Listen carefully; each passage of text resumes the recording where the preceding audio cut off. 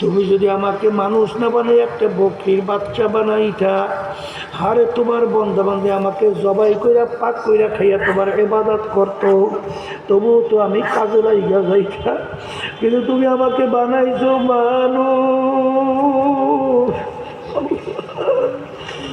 যেই মামলার তদবির নাই ওই মামলারও কিন্তু খালাস নাই। এই জন্য সাহাবায়ে কেরামদের ইতিহাস পড়লে দেখবে তাদের কাছে দুনিয়ার কোনো মূল্যই ছিল না।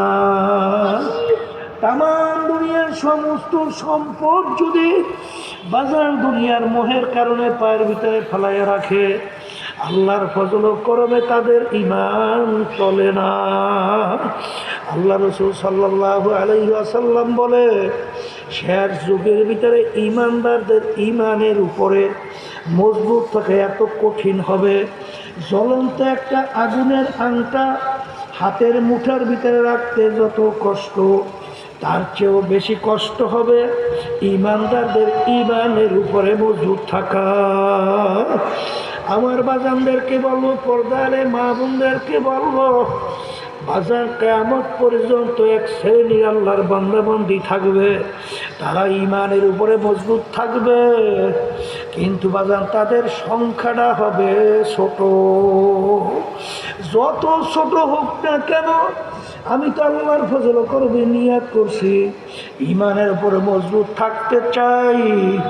যত বিপদ মুসিবত আসুক না কেন, বাজানদেরকে জিজ্ঞাসা করব, পর্দারে মা বোনরা যারা শুনতেছেন, ঈমানের উপরে মজবুত থাকার জন্য কে কে নিয়াত করছেন? আল্লাহু আকবার, নারায়ে তাকবীর, আলহামদুলিল্লাহ বলে হাত নামা। আল্লাহ আপনি কবুল করেন।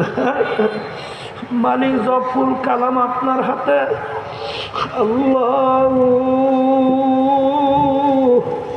বাজান মায়ের কোলের দুধ পানকারী বাচ্চা যদি মা তাকে দুধ ইচ্ছা করে না দেয়, বাচ্চাকে দুধ জোর করে মায়ের দুধ খাওয়ার শক্তি বাচ্চার নাই, কিন্তু যখন বাচ্চা ওয়া ওয়া কইরা কান্না,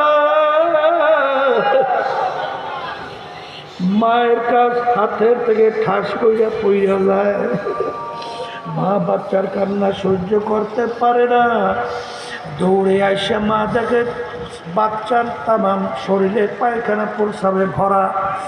মা রাগ কইরা সন্তানকে আগুনেও ফেলায় না, পানিতেও ফেলায় না, ধোয়াইয়া পোষাইয়া কোলে নিয়ে আদর করে চুমা দেয়। ঠিক আমার বাজানদেরকে